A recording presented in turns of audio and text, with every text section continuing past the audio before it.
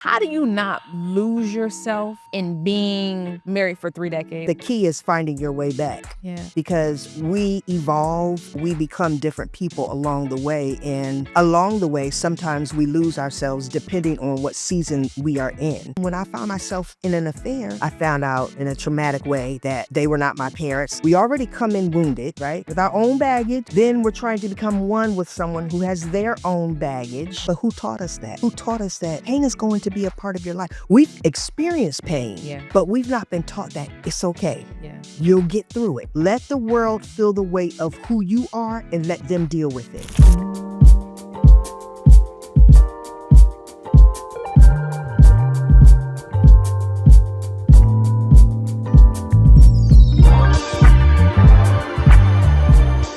Welcome to the Finally Healed podcast, where we prioritize mental health, self-care, and embracing our healing journey together.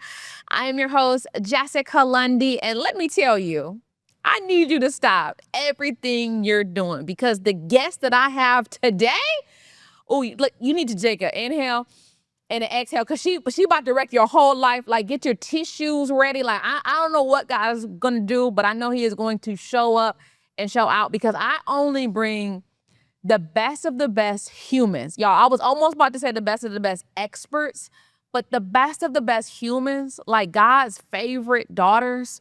Like when I think about the guest that we have today, yes, she is a wife and yes, she is a mother.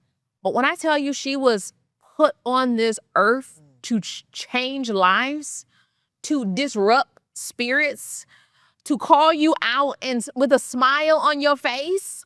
Like when I tell you who our guest is, you're gonna be jumping out of your chair, right?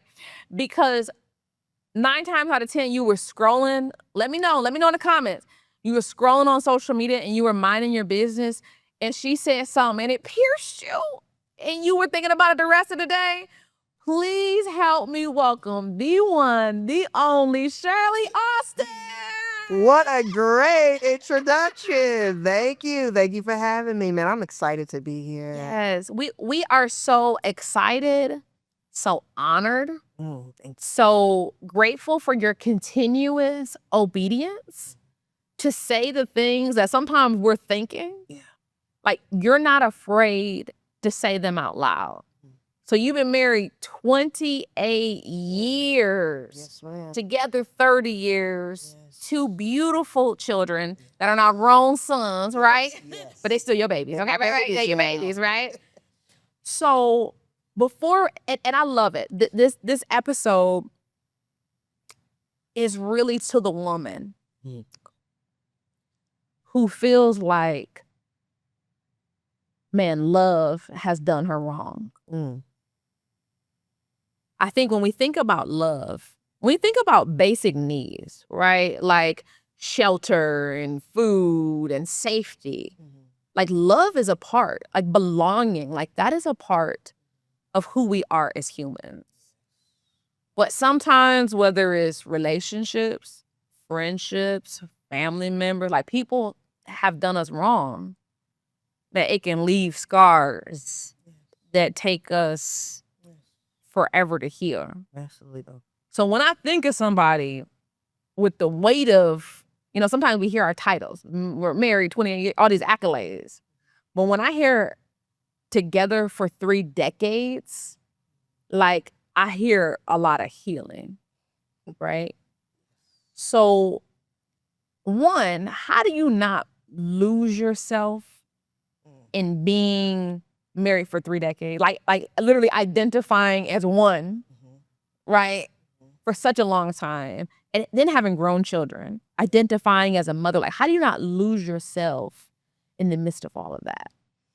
It's so interesting. I don't know if you can't, right? Yeah. The key is finding your way back. Yeah. Because we evolve in our, if you're together 30 years, there's a lot of evolving. There's a lot of transitioning, a lot of growing.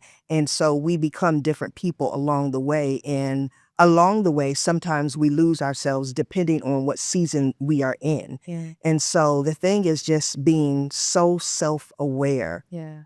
And let me tell you something. There are going to be seasons in your life where you can't touch self-awareness. You can't see self-awareness. You can't feel self-awareness. All you can do is just get through this moment. Not even get through the day, get through this moment. And as women, a lot of times what I have come to realize is when we don't get through the moment, we beat ourselves up. And that's why self-awareness is so important, because we already come in wounded, right? With our own baggage. Yeah. Then we're trying to become one with someone who has their own baggage. Yeah. And we're trying to manage all this. But then as we're becoming one, we're creating more baggage. And the narratives that's created as we are on this journey, many times as women, we are tearing ourselves down. We are breaking ourselves down. And that's when we begin to lose ourselves, because we don't give ourselves enough grace to say, this really is what life is about. Right. Yeah. But who taught us that? Who taught us that pain is going to be a part of your life? We've experienced pain. Yeah. But we've not been taught that it's okay. Yeah. You'll get through it. This is how you get through it. This is what the journey could look like. This is how you develop your own journey through pain. Right? So, to say, because I don't want to give the perception that there's something you can do to not get lost. Yeah. Yeah. Especially when we're in this long term. Yeah. Right? But I do want you to be able to look at yourself and say, if I'm intentional about my self-awareness, I can catch it so that I don't add on more damage to what all the stuff that's already here. Yeah. You said something so good a second ago. You said, if I'm in this long term, in a society we live in, where even though some things are supposed to be long term, like marriage, careers, in this instant society, some of the long term stuff, don't it sometimes seem a little short term? You know what I mean? So how do you make that commitment to stay long term when the challenges arise? One of the things I love about you, you are beyond transparent. You're like, we done went through all of the vows, right? So when those real life situations and circumstances happen in relationships, whether somebody's dating, right, and they're serious, or whether they're married, like, how do you fight when things are so rough and so challenging? You fight differently when you're dating Yeah. than when you're married. Talk about it. Right? Talk about it. Because when it's too much fight in your dating, Right. you need to release that. Yeah. You need to let that go. Sit there for a minute, because I feel like there's a woman watching this that is in a toxic relationship, and she's like waiting for, I need a sign. You know how we be praying. I need a sign from God to tell me to. But when does enough feel like enough when you're dating? Jess, I have seen so many people stay in these toxic relationships as if it's never enough. Right? We have this thing where we believe that it'll be different with me. I can fix you. Yeah. And the reality is we are not fixed. Healthy only attracts healthy. Unhealthy only attracts unhealthy. So if you're dealing with somebody unhealthy, when you talk to people who are dating, 9 times out of 10, they will talk to you as if that person's unhealthy and they are healthy. Of course. Yeah. And that is not the case. And so I would say to the young lady, if you're dealing with unhealthy, I now need you to look into the mirror. Because there's something about you that is actively choosing Right. Yeah. this unhealthy. And something in your brain is saying, oh, I can change this unhealthy. Why would you want to change this unhealthy? Yeah. Do you want a relationship or do you want a project? Because right now this is a project. Yeah. And so it's just, I'm always going to stand on self-awareness. Right. 100%. I'm always going to stand on that, because if you do not have self-awareness, your life is in shambles in every area, in every way. So how do you achieve that? Because I feel like a lot of people operate from a place of delusion. So if you've been delusional for a long time, like, how do you wake up and be like, I'm going to become self-aware? Like, I feel like there's steps, there's a process to that awareness. So interesting when you talk about love. There was a movement back in the 2000s of loving yourself, like, Yeah. right? This whole thing, this whole campaign. And I used to coach from the standpoint of, man, sis, you need to love yourself. Yeah. And it's so funny because I realized that even though my clients were growing and healing, it was just something missing. Yeah. And the Holy Spirit said to me, Jess, they cannot love themselves because they do not respect themselves. Wow. So we're putting the cart before the horse. We're telling people to love themselves, but think about it. Think about the people that you love. Think about the people that you respect. When you respect them, you love them exponentially more, Yeah. Yeah. right? It's the same with ourselves. And so then I said, okay, Holy Spirit, so what is it that I need to respect myself? Look at the decisions that you make. When you're not making good, healthy decisions that help you thrive in all areas of your life, decisions that benefit you and benefit others, when you're not pouring into other people and you're not people focused, Yeah. let me tell you something. You don't make these good decisions, you don't respect yourself. You don't respect yourself, you don't love yourself. It is a domino effect. And so when I look, see, we dealt with infidelity and all the things, like you said, we done touched the vows. And when I go back and I say, how did I get here? How did I make that Yeah. decision? Yeah. It wasn't just because I didn't love myself. I started making bad decisions when I started pushing away the healthy friends, Mm. right? The community, Right. Yeah. Yeah. they're still my community to this day, but I started pushing them away because I started being interested in my coworkers. They were clubbing and Yeah. doing all the things and right? And so as we're spending more and more time together, I got caught up in that. Mm. An unhealthy decision. Started having conversations I should not have. An unhealthy decision. I started not protecting my eye gate, my ear gate. Unhealthy decisions, right? So then when I found myself in an affair, I'm not respecting myself. How can I respect myself? So I'm not loving myself, right? So that self-awareness is being brutally honest with yourself. What is missing? What am I trying to fulfill? That was the next question I had to ask. Well, what would make me make bad decisions? Yeah. That's good.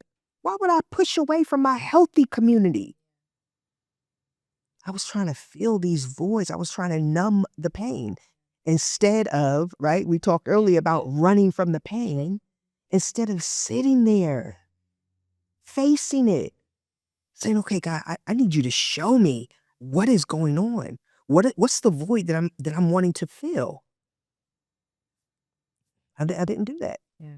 And then releasing it. And Right. Because once you're aware, right, you sit in it, there's an awareness there, but there also has to be a release. it has to be. Because if you don't, it'll just stay with you. Mm-hmm. Right. And it'll become a third wheel Yeah. in your relationship, Yeah. if it's not dealt with properly. So how does your childhood, your upbringing, like how does that all involve? Like I remember when my husband and I were getting ready to get married, Mhm. and my pastor said, I just want to let you know you're going to be at a deficit in this marriage. Yeah. So I'm like, first of all, thank you for your honesty. But you have to unpack that a little bit more, okay? Because if I'm going to be already starting with a deficit, let me know. He said, your husband grew up in a household, his parents been married, you know what I mean, his whole life. You grow up, single mother, she gave you everything, but you don't know what it looks like for a woman to submit to. You don't even know what that relationship looks like. You don't know what it looks like to observe healthy fighting, toxic. You don't just know what that looks like. I was grateful for that awareness because I would have had to just figure that out on my own. And so when we think about like how our childhood, whether it was amazing or whether it was deficient, like how does that affect how we experience love and how we show up in relationships? Everything. It's everything. That is the root, right? So many times we're dealing with the fruit, but we have to get to the root. And the root, it is our childhood. There's I believe he is a psychiatrist, Dan Siegel, Mhm. and he talks about the 4 S's: being soothed, seen, secure, and safe. And every human being that is born, we are fighting for these 4 S's all the way up until about the age of 13, 14. And what happens is, once we turn 13, 14, it's not that we don't fight for it anymore. We just know where we stand as it pertains to these things. In our mind, we say, I've been fighting to be soothed, and it's not happened. I've been fighting to be seen, and it's not happened, right? And so just being aware of these internal fights and struggles that we have and how it plays out, it is so important, right? I can look back at my life. My mother, she was a teen, had me, had my brother before me. So now she has 2 kids. She's a teenager. She puts me in foster care. She keeps me for a bit, but then puts me in foster care. That's my first experience with grief. Wow. Like we don't even think about these things. Yeah. You understand? When kids go into child care, that is their first experience with grief. Wow. Now, I'm not trying to make parents feel bad for going to work. Yeah. But let me tell you something. Yeah. That's their first experience with grief. Yeah. That's why they're crying. Because let me talk about that real quick.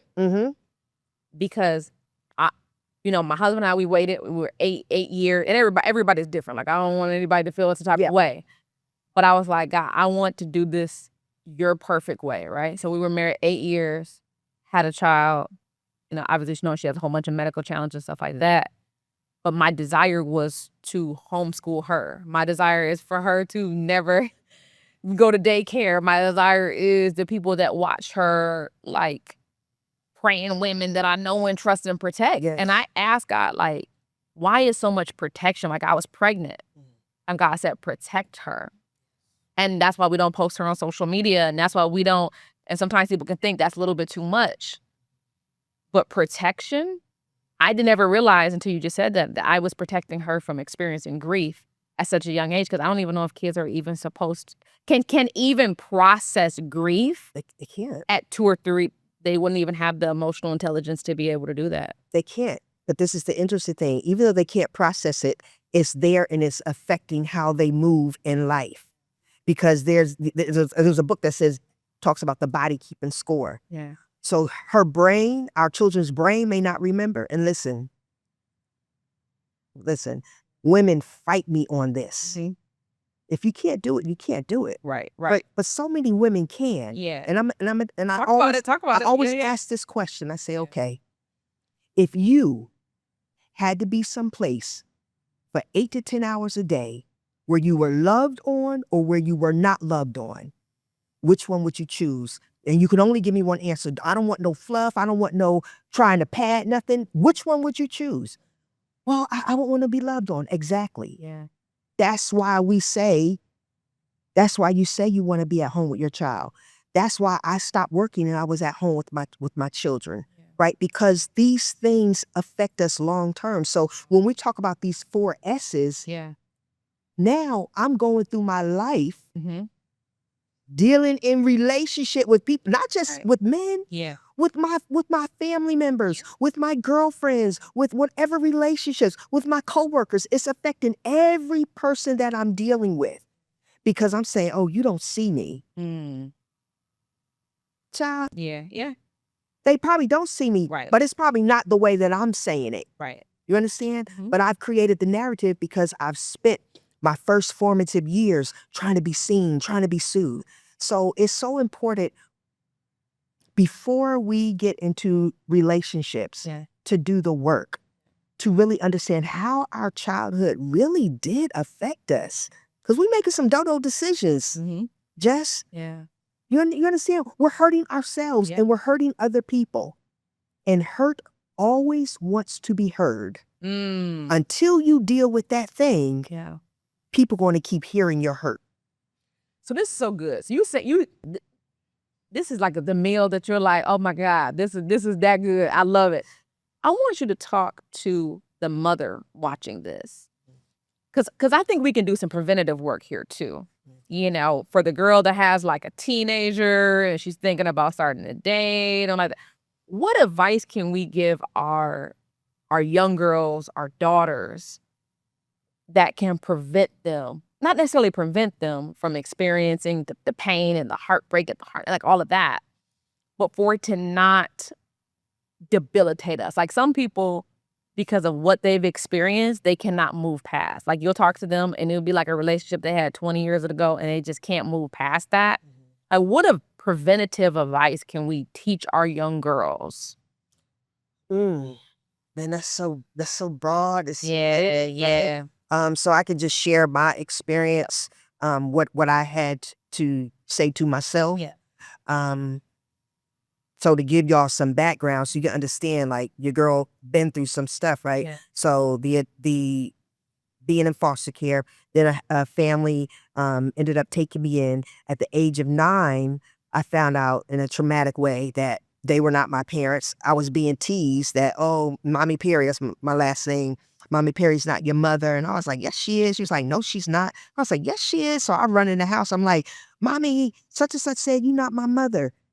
She never said a word, but the look on her face, girl, okay? Yeah. And so at the age of 9, right, this is where Shirley stopped being Shirley, like for real. Yeah. At the age of 9, that's where I began to turn into somebody else. Let me tell you, so if you see a girl who's fast, she done been through something. Yeah. Appeal to her heart. Stop tearing her down about what she's wearing. Stop tearing her down about her actions or her behavior. Right? If anything, listen, you want me to talk to the young girl? Yeah. Open up your mouth and speak, because that's what I didn't do. Yeah. But I want to talk to the people who've seen this. Yeah. Talk to them.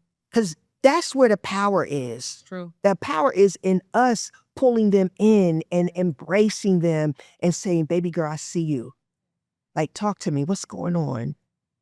This is my story. You understand? That is what is so important. Because we keep talking to the young people, but we're raising these young people. For sure. Yeah. And we're ignoring them when they're crying out. I was dealing with a family who came to me about their son. Yeah. And Jess, I kept telling them, I know you believe that this young man is the problem. And he does have a problem. But you think I can fix him. What I can do, it's not sustainable if y'all, the parents, don't change. That's the root. So when we talk about all the issues in life, everything that we're dealing with in our relationships, in our careers, and whatever, we have to go to the root. And many people, we don't want to deal with the root. Because think about a tree and its roots. Try pulling a tree, the root of a tree. Right. Now think as a human being, that's a painful process. Right? So I would appeal to us, the community. Yeah. And the young lady, I would say this, because I wish somebody would have said, I see you, baby girl. I see you. And so I encourage you, the young lady, gird up something in you. Like, take these words that I'm saying. Go find a safe person. It can be a teacher, it could be your auntie, it could be your big cousin. Find a safe person and talk. Don't be afraid to talk. A lot of us, we've been quieted. I was quieted. I did not have a voice. I get into my marriage. I do not use my voice. And it has wreaked havoc and caused hell. And it was not until I began to really speak to the little girl, right, to stop tearing her down, Right. Yeah. for the decision she made, and have my voice, that my life really began to change. That's so good, because not only do you see it happen in relationships, it happens when we get into our jobs. It happens when we're fighting, you know what I mean? And it's like, and I think that's one of the hardest things is once your voice, as somebody, who works with speakers, I'm literally on a mission to help empower them to use their voice. But oftentimes, I probably say more than 50% of them that I coach tell me that their voice was stolen from them. And now that they're 40, 50, 60 years old, it took decades for that voice to be restored, right? And I think that's why therapy is so important, unpacking stuff. You know what I mean? I tell people, especially women, we get so used to suppressing so long that we stay in a state of suppression that we forgot about some of the stuff. And that stuff comes up at the most inconvenient time when you're happy. I know for me, that's how it was. You know, I got married, you're happy and you're loved and all this stuff. And then all of these unprocessed feelings from your past, they show up at the most inconvenient time. What do you see? What do you think is the most convenient time to heal? Right now. Today. That's it. Because it's a choice, right? It is a choice, Jess. It is a choice. And it's not as painful as people like to make it. It really isn't. That's why perspective is important. Yeah. Right? So yes, if you feel like, oh, it's going to be so painful, I want to avoid this, I don't want to feel this, absolutely. It's going to be the worst thing ever. You will dread it. Yeah. But if you go into your healing with an open mind of, I like to say, I like to explore. Yeah. Like, I want to explore what's in here. Yeah. Even if it hurts. Yeah. Like, why wouldn't I want to know what it is? And then I can know when it comes up, what to do with it. Yeah. Like, you know what I'm saying? And listen, and maybe I'm weird, but I always say this to people. I'm like, pain is just pain. I don't get it. Right. It's just pain. It's inevitable, really. It's inevitable. And it's not like, oh, I love being in pain. No, I don't want to be in no more doggone pain. I've been in pain throughout my whole life. Yeah. But it ebbs and flows. It comes and it goes. And my perspective about it now is, man, there are so many lessons that I've learned, and I only learned it through pain. Yeah. There's beauty in pain. Yes. There's joy in pain. Peace comes out of pain. Love comes out of pain. If you can change your perspective and look at pain from that lens, then perhaps you'd be more open to doing the work and doing it now. Yeah. That's good. Do it now. Do it now. Do it now. Do it today. Don't wait. Don't wait.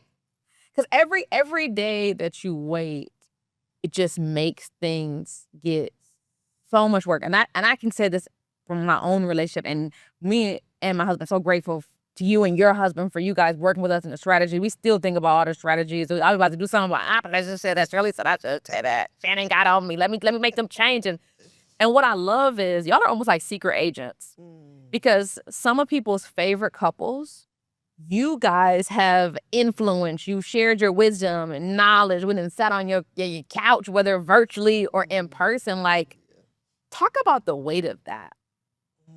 Because y'all don't just coach just anybody. Yeah. You know what I'm saying? Like, I feel like a lot of leaders, a lot of very successful, a lot of people who carry a lot of weight that are very well respected are clients of yours.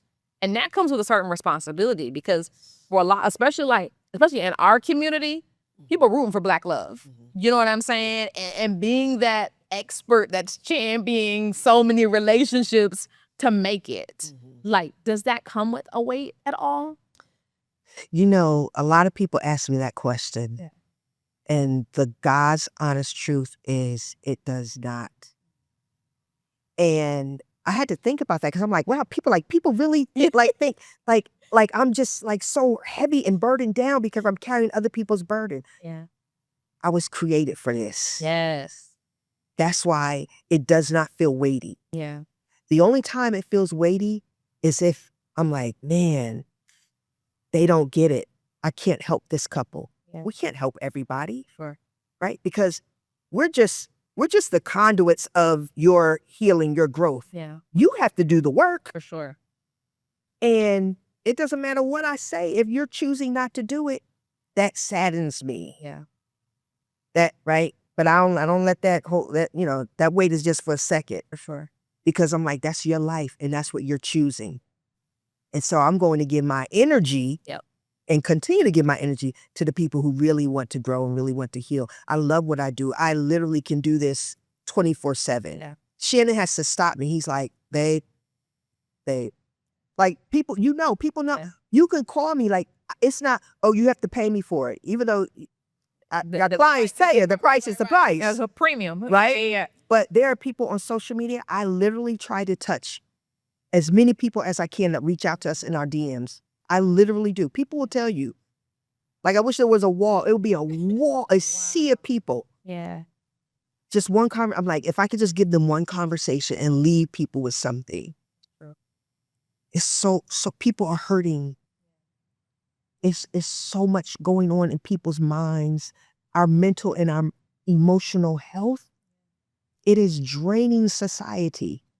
And I'm like, if God gave me this gift, why can't I try to help the people, even the ones who can't afford it, even the ones who, whatever. Yeah. So no, it's not a weight. It's a joy. It is a joy. It's a joy. You radiate. You know what I mean? And being able to see you and your husband at some challenging times still showing up. Let's talk about that, because I think sometimes people can look at you and know that you have a lot going on, with your husband and his health and everything.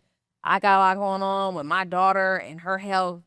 But since we ain't dropped not one, we've been seeing every 3-pointer. Like, we have not dropped the ball. And I think people don't realize, like, that's why alignment and knowing your purpose, like, sometimes people are like, I don't know what my purpose is. Like, what could you do in the midst of the biggest storm? Like, what could you do when challenges arise? You know what I'm saying? Like, I tell people, like, I'm not working. Like, I'm literally helping people, encouraging people, getting people to their destiny. Like, I could do this no matter what the circumstances are. Like, and my desire for everyone watching this is to find that thing that ignites you, that lights a fire under you, no matter what's happening.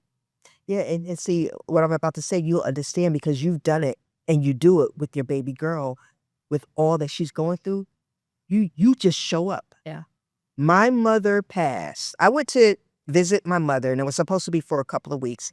I ended up staying with her for 5 months and being her caretaker. So I left Shannon for 2 weeks, ended up leaving him for 5 months, being her caretaker until the day she took her last breath. I was with that woman.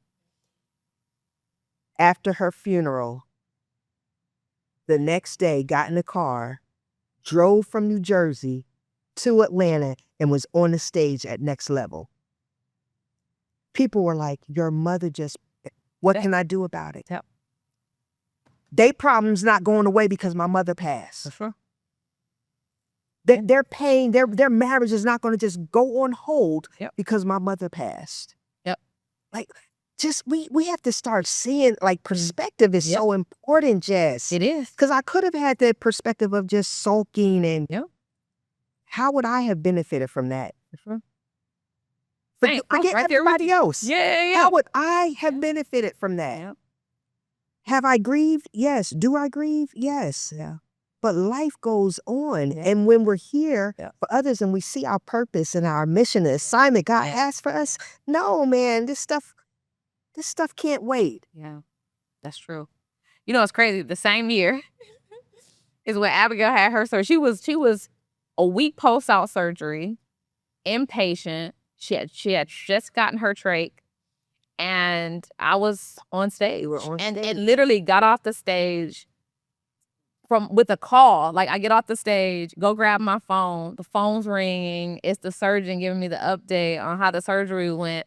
And my husband and I literally, after, meet and greeting everybody 2 to 3 hours later, because we've availed our spirit to help people, right? Like, God has literally put us on this earth to give people, like, what they need. Yeah. Coming to the hospital, forget that I'm all, like, glammed up in a gown, all the things. And the nurses are like, where did you come from? And I was just showing them pictures, and they were like, this was today? And I'm like, well, it's like maybe like 4 hours ago. And they're like, you're still, like, do you need a minute? And I'm like, no. Like, let's just get my baby. You know what I mean? Like, here, hold her. Listen. Like, what I realized is if we don't keep showing up in the midst of everything going on, we will move further and further from our purpose, which is going to lead to depression, which is going to lead to, like, when you're people, like, we have to keep doing the things. Like, I tell my team all the time, I'm like, listen, just because Abigail has a big surgery coming up, I'm like, please don't not have an event or not put me on the roster or not, like, I'm gonna still keep showing up. Yeah. Like, I'm graced to do all of this. Yes. If it was a burden, I would let people know. And I think that's the thing. And I want you to talk about that. The difference of doing things aligned to your purpose and saying yes to things that you're not graced to do. Mm. Your spirit feels it. Your spirit feels the difference. Because there were times where I'd say yes and I was uncomfortable. Yeah. So I knew, okay, that's not what God called me to. That's what somebody handed me and I was willing to take. But that's not what God handed me. Yeah. And so nothing came from it. Yeah. You don't benefit from it. If anything, like you said, you go down a path of being stressed, Right. depressed, irritated, frustrated. And so, I just, listen, I just encourage people to listen to your spirit. Your spirit will never lead you wrong. But you have to be in tune to the spirit Yeah. to understand that you're hearing the spirit. For sure. That's why, for me, just, my foundation is Christianity. Yep. I'm a Same. believer Yep. in God, the Father, Son, and the Holy Spirit. And everything that people see in me, whatever people think about me, that's good and positive. Come on.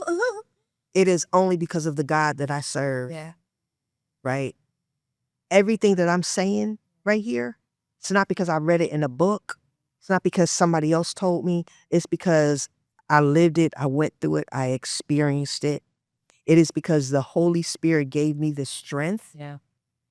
As God was whooping my tail. Yeah. Yeah. Okay? Because trust me, God was whooping my tail. Yeah. Because I continued to choose to not be in alignment. Yeah. And so doing things outside of alignment with God, doing things outside of what I'm called to do, I've not seen any fruit from it. Yeah. Same. And there are no roots. It's just like blowing in the wind. That's good. So we talk about like balancing all the different responsibilities we have, these seasons that are a little bit more challenging than others. I think communication is vital in relationship, right? When things are going good and when they're not going good, right? They're vital. What do you think are some strategies to kind of have these healthy conversations? Because I feel like sometimes when people are dealing with stuff in the relationship, they don't want to bother their significant. They don't want to bother their significant other, so they just keep everything in. So, what do you think is the best way to either communicate what's going on, or that they need support, or they're not carrying the weight of everything by themselves? Again, this is why self-awareness is so important because a lot of that is trauma responses. Right? I don't want to bother them. I don't want to, what I have is too heavy. Yeah. All these things. Yeah. Just, man, being authentic, is literally the best gift you could give yourself and the best gift you could give the world. It's true. Because when I'm authentic, I'll have a thought, I'll have a feeling, I'll have something I want to say to Jess, and I'll be like, hey, Jess, such and such and such and such. Right? Yeah. Also, being able to read the room. Yeah. If I see, because I'm able to look at you and say, oh man, something's going on with Jess, or Jess is moving around quickly, or whatever the case may be. And I'll say, hey, Jess, when you have the capacity, let me know. I'd like to, right? So when it comes to communication, you can do those things. You can say, hey, if you don't know where your spouse is or where the person is, and because listen, that's one of the things we teach in our coaching, that timing is everything. Yes. It ain't the time to have a conversation when somebody's walking out the door. It's not the time to have the conversation when their heart is just not ready to receive. So ask the question. My spiritual father, Kwame Ronnie Vanderhorst, shout out to him, one of the most brilliant people I've ever met in my life. I just got to say this about him. When I was 11 years old, I met him. He came to our church and did a week of prayer. And I came home one evening after a week of prayer, and I said to my mother, I said, Mommy, I believe I just met Jesus. And she said, who? She was like, what? And I said, Pastor Vanderhorst. And she literally had to, I was like 11, 12 years old. She literally had to explain to me, no, honey, that's not Jesus. He is a man of God. To this day, I'm like, I don't know how you weren't like Enoch. And I say to say, get people in your life. He's my spiritual father. Yeah. It's because of him, one of the reasons why I'm spiritually grounded, right? One of the reasons why I can understand that I'm only here because of God, nothing else. But what was your question? So we're talking about communication. Communication. Yep. Yes. And so one of the things he taught me was to be authentic. Yeah. Be honest. Share your heart. There's a quote, John Eldridge, that says, "Let the world feel the weight of who you are and let them deal with it." Oh, that's good. So when you want to tiptoe around people, when you're scared to share your heart, when you're scared to communicate, when you're scared to let people know how you feel and where you are and what you want, when you're scared to say no, you need to say to yourself, self-talk. Yeah. Yep. Self-talk. That's one of the things I teach my clients. Yep. Talk yourself off of the ledge. Come back and say, you know what? This is how I feel, and it's okay. Let the world feel the weight of who I am and let them deal with it. Yeah. So, Jess, I was thinking such and such and such. Yeah. Right? We don't have enough courage to share thoughts Yeah, that's true. that people think would be controversial or it may rub them the wrong way. You know, like, what are we here for, Jess? We literally have one life to live. At the end of your life, you're going to look back and see how much you edited yourself. And you will be filled with regrets because you've spent a life of editing yourself and not being authentic, not having the hard conversations, not having those conversations that, yes, it will make somebody else feel uncomfortable. But this is my thing. If I hurt you through a conversation that I have and I'm sharing my heart, the fact that I hurt you, that was not my intent. What I said happened to hurt you. Right. That's on you. That's not on me. Yeah. Now, if I hurt you purposefully, Right. that's a me issue. For sure. And even when it's on you, that doesn't mean that I can't help walk you through the pain. Right. Yeah. Yeah. And say, oh no, Jess, this is what I meant. This is where my heart was about whatever. And if you continue to hold on to the hurt, now you have to ask yourself, why am I holding on to the hurt? I guarantee it's going to go back to your trauma. Yep. You understand? So I absolutely believe in communication. I've not communicated for so long. You can't get me to not communicate. You can't get me to not share my truth and to speak up. What I love too about the way that you and your husband do the marriage coaching is it's not just about the couple. It's we're two individual people coming together, and you have your own book and your husband has his own book. Can you guys talk about that? The reason why y'all did separate books as opposed to coming together and just doing one? Because there are challenges that men face and there are challenges that women face. And, you know, we're not monolithic in our challenges, but to a degree we are. Yeah. Right?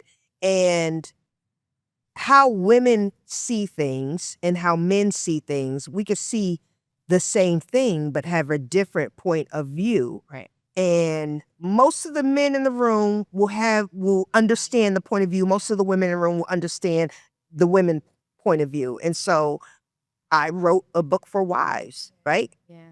Shanna wrote a book for husbands, a wife's greatest gift, because I wanted to, so the book that I'll talk about, my book, the book that I wrote, it is data from husbands who said, this is what is missing. This is what we're looking for in a woman, in a wife. This is what turns us off. This is what causes us to shut down. This is what makes us feel like you don't have my best interests at heart.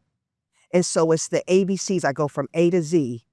And I just break down the things that men have said that they need, that they desire, that they're looking for in a wife. And Shannon, his book isn't A to Z, but it does break down love and emotional intimacy and just the faith and the belief and, you know, all the things that a man needs. So good. So one of my favorite segments of the podcast is called the healing moment, because I like to give people some homework, right? So this has been good.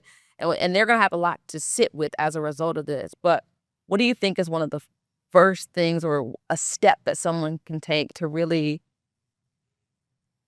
launch or sit with healing their heart so that they can love again Mm. or love properly?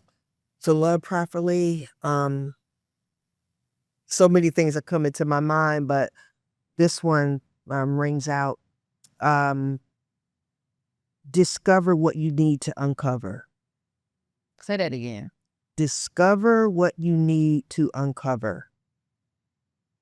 You have to go inward. That's the only place you can go. Do the work. That the excavation of that, sometimes it needs to be in a safe place. And I say sometimes because most of my work was actually outside of a counselor's office. I believe that it made it harder for me, so I don't suggest that, right? Because sometimes you have to go so deep that it can break you if you don't have a support there to help guide you the right way. But you absolutely need to go on a journey of uncovering all of this junk and baggage that you're carrying. Yeah. So good. Well, I already know the people going to want to know more about you. They're going to want to follow your journey, you and your husband. So let us know where we can stay in touch with you. On Instagram, at whatever social, yep. Okay, at Marriage Inc., Marriage INC. Our website is www.marriageinc.us. And I'm on TikTok too, Marriage Inc. Yeah, yeah. I heard you've been holding it down over on TikTok. You know. What's your personal? My personal? That is my TikTok. That's it. That's the only one. Yeah. Yeah. Awesome. Well, thank you for just having this conversation. We done had so many amazing conversations privately and so many amazing locations, right? We do a pretty good like that. Yes. Well, thank you for being here on the podcast. This means so much to me. And if you guys enjoyed this episode of the podcast, make sure you leave a review. Share this with your girl. Share this with your friends because this episode was so potent. There will be something that everyone can take away from this. So make sure that you are a good friend and share the podcast. Leave a review. Follow us on social media at Finally Healed Pod and at Jessica Lundy TV. Remember, you've got this and you deserve to heal.